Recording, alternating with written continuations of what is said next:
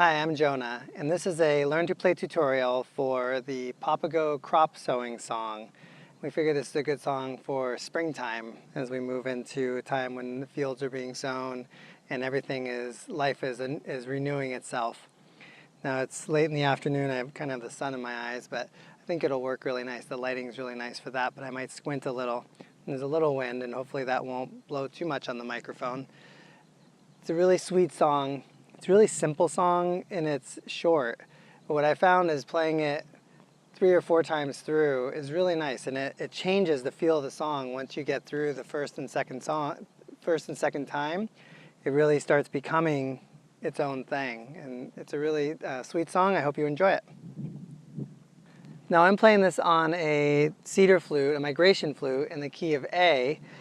But like all of our tutorials, and like most songs for the native flute, you can play this in any key and it'll sound beautiful.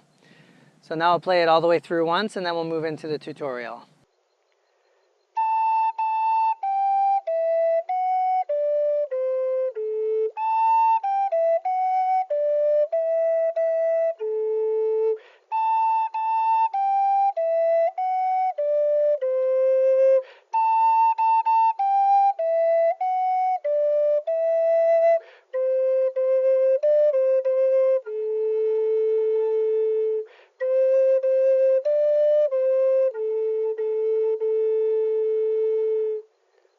Now the easiest way that I find to learn songs is to walk through them phrase by phrase.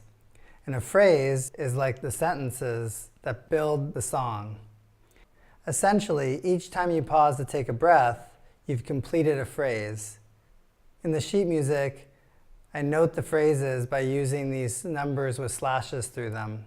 Phrase 1, 2, 3, and so on. As I walk through each phrase, I'll note anything that's unusual or particularly challenging in that phrase, and then I'll show you how to play it, and I'll play it at a really slow tempo. At that point, I'd suggest pausing the video and working on that phrase until you have the fingerings and the rhythm pretty well down at that slow tempo, and then move on to the next. Once we've moved through the whole song, I'd suggest going back to the beginning and working through each phrase again. And slowly, each time you do that, bringing it up to tempo. And now I'll walk you through all the phrases. A couple of things I really like about this song, especially for a beginner, is that it's a relatively simple song to learn. Most of the notes are quarter notes, meaning that they get one beat, so it's easy to work through them. And then when you do have eighth notes, where the notes get half a beat, it's a simple fingering to go from one to the next. And the other thing that I really like is there aren't any cross-fingerings to work through. So that makes this a really good song for a beginner.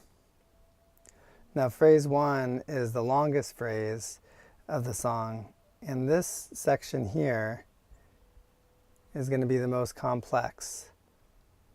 And we see this same pattern of fingering a number of times in other phrases as well. So give yourself a little time to work through those and for your fingers to memorize that pattern of moving from one note to the next. My light's changing here, so here's the first phrase, real slow.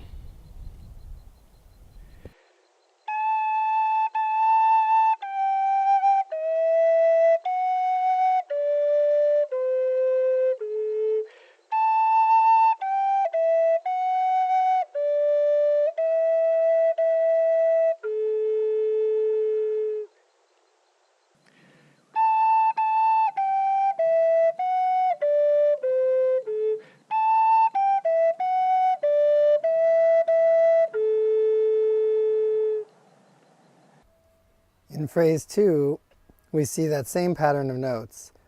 1, 2, 3, 4, 5. So these notes are what the song is built around. This melody here is what the song is built around.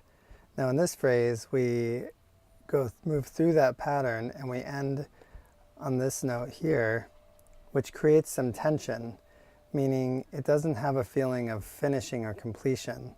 And tension creates motion in the song, or a feeling of being pulled forward to some point in the song when that tension will go away, or be what's called resolved by a note that has resolution, or a feeling of completion.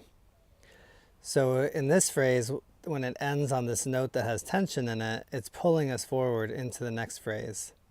Where in the first phrase, we end on this note, which is the root note or the lowest note on any native flute. And this note has the most resolution of any of the notes on the flute. And if you've noticed as you're playing, you tend to be drawn to finishing your songs or creating a pausing point in your songs on this note. And that's because it has the most resolution.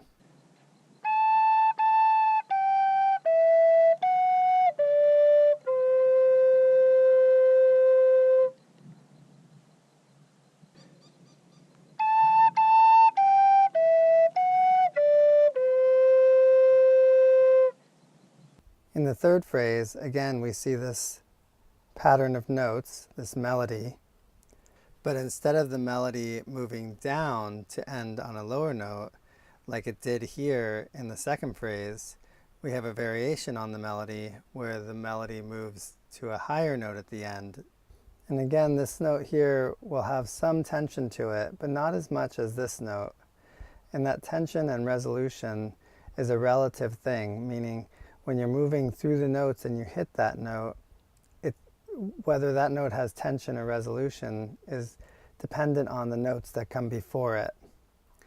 And depending on the notes that come before it, different notes will have different amounts of tension or resolution. So in the end of phrase 2, this note here has more tension in it than at the end of phrase 3, this note here. And that's all about the feeling of the motion in the song. It's the feeling that it creates within us.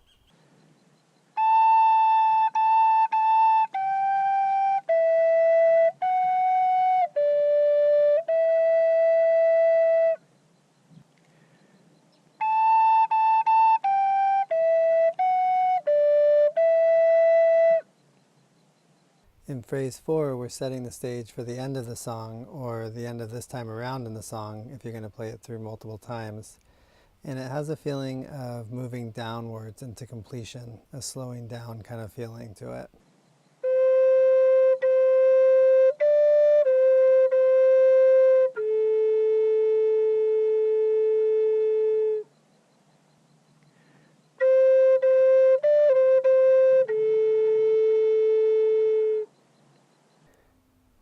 And that brings us to the final phrase, phrase 5, where we really create a feeling of finality. The set of notes, the way it's put together, repeating the same note multiple times and ending on this root note or the low note on your flute, that really creates this feeling of finality or completion. This creates a lot of resolution. And again, that resolution is the feeling that's created when you're moving into this note from the previous notes.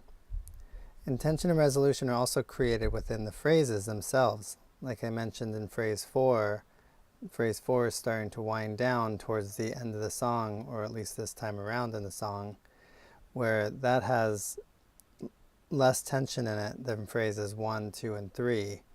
And then phrase 5 also has less tension than phrase 4. Phrase 5 really is that completion. So it's within notes, but it's also within phrases. And in both cases, the tension or resolution that is felt is a product of the parts leading up to it.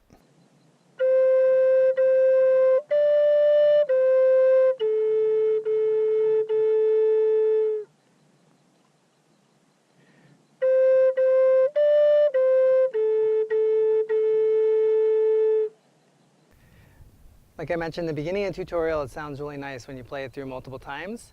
So let's give that a go.